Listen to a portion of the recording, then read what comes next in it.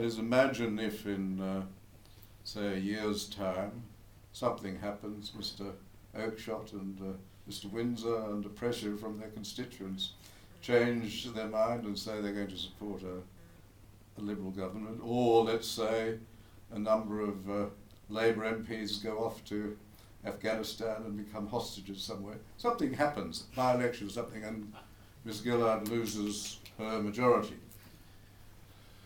Must she wait until there's an actual vote saying the House has no confidence in her to be carried before she's under any obligation to do something about that? That's a really tricky question. Now, just to compare that with the New South Wales situation, because New South Wales has fixed-term parliaments, we actually have a written procedure in the Constitution, Section 24B, which sets out the procedure for a no-confidence motion, which is a trigger for an election. And so it sets out, it says that the no-confidence motion has to be expressly no confidence in the government. You've got to give a certain amount of notice beforehand. There also has to be a certain period of time afterwards in case it's rescinded because it got passed because, you know, someone was stuck in the toilet at the time or whatever. So it's all set out quite clearly in the New South Wales Constitution. Problem with the Commonwealth Constitution is it doesn't do that. It relies on convention and precedent, and that can make things rather tricky. So the first thing is that in terms of governments, minority governments, or governments that have fallen at the Commonwealth level because of a lack of confidence, at the Commonwealth level, interestingly, in none of those cases was it actually a vote of no confidence in the government. Actually, it was always some other form of vote. Now, sometimes it's as petty as a vote on adjourning the House. Or it could be a vote that says we reduce the supply bill by £1. Okay, that was one example of it. Or it could be the passage of an opposition amendment to a bill, a government bill that was a bill of primary importance to the government. So there are a number of ways in which confidence in the government or no confidence in the government can be shown through other sorts of votes. And so then you get to the more difficult question of, well, how does the Governor-General know or assess whether there has been a vote of no confidence in the government? Because it might well be that, you know, a piece of legislation of the government's might be generally regarded as a very important piece of legislation, something that was part of their policy when they went to the election, maybe the NBN or something like that, and that legislation is defeated in the lower house because the independents, you know, crossed the floor. Does that defeat indicate a want of confidence in the government? And if it does, then does the convention then apply that the Prime Minister is obliged to resign or to call an election? And how does the Governor-General know or make that assessment? Now that's one of the really hard parts of this. And there was an interesting example where this occurred in 1916 in New South Wales. So what had happened was, some of you might remember, probably not. What had happened was the problem was conscription. Okay, Labor Party, Holman was Premier, Labor Party splits. Holman is on the side of, I've forgotten, who was he was pro-conscription, was he? Yeah, he was pro-conscription, the Labor Party ended up anti-conscription.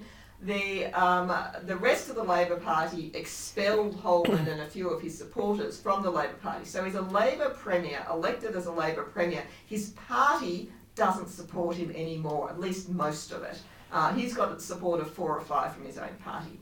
The newly elected head of the Labor Party then brings a vote of no confidence in the Parliament. So this actually expressly was a vote of no confidence. Brings a vote of no confidence in Holman as Premier in the Parliament, expecting this to lead to an election. The opposition, however, is thinking, oh, maybe we could get together with Holman and form a sort of a bigger party ourselves. So while we negotiate this, we will just move an amendment to this motion, which just says the Parliament decides not to decide on confidence at this time because of the war and because we might form a party of national government or whatever. And the Governor of the State of New South Wales at the time was Sir Gerald Strickland. a fairly controversial man. He took into his head that this deferral of confidence, a vote of confidence in the government, was effectively a vote of no confidence. And so he went to Holman and said, well, right, that's it, you have to resign, you've lost confidence. And Holman said, well, no, there was no vote of no confidence passed. And the governor said, well, even though it wasn't passed, you don't have confidence because you're leading a party of about 6. The rest of your party, on the basis of which you form government, has defected. You can't possibly be Premier, and if you don't resign, I'm going to sack you. Holman said, well, on what basis do you decide that? Who has officially advised you of a vote of no confidence?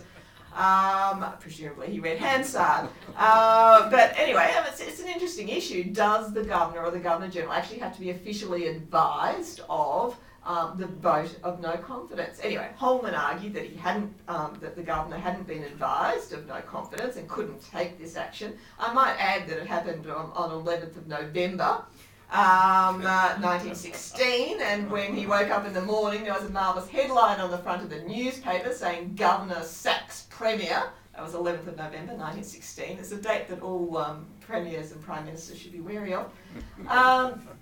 In the end, the opposition got together with Holman and decided they would form a government, sort of national unity for the purposes of the war.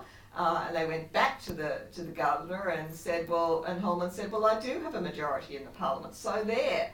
And the governor said, well, hang on a minute, but you're still not the Premier of the party that was the one that you were elected to, on the basis of which you were elected. So at least resign and I will reappoint you as the Premier of this new party. And he said, I'm not resigning.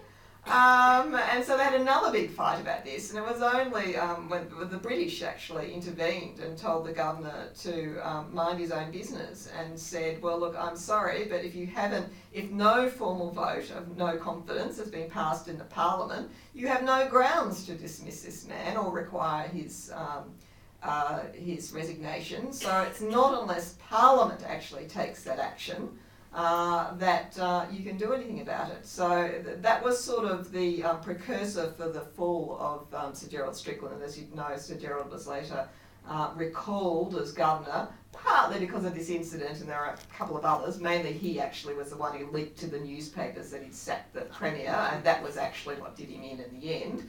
But he later became Prime Minister and I think also President of Malta, so he led a very interesting career afterwards. But anyway, the story shows that this is actually a really tricky area. First of all, in those circumstances you at least had a clear vote, a clear motion of no confidence, although in the end it turned out to be a deferred one, which confused matters. But what if it is just a major bill that is not given support by the opposition? At what point does the Governor-General decide that that's a loss of confidence? On that, would I be right in assuming that the current position would really be that it's for the Prime Minister or the Premier to assess anything other than a vote of no confidence and say, I am putting my government on this? I think that's right. Yeah. You do see this from time to time. In most of those cases where the government has fallen because of an amendment to a bill, for example, it's because the government, when they put up the bill, said this is a matter of confidence, this bill is a matter of vital importance. Interestingly, you saw a sort of similar issue in relation to Tony Blair and the vote on the Iraq War. Although he didn't put his government on the line over that, he did say that he took the view that if the vote had gone against him in that circumstance, he would have resigned. But he would have resigned personally as Prime Minister as opposed to his whole government going Of course, out. in the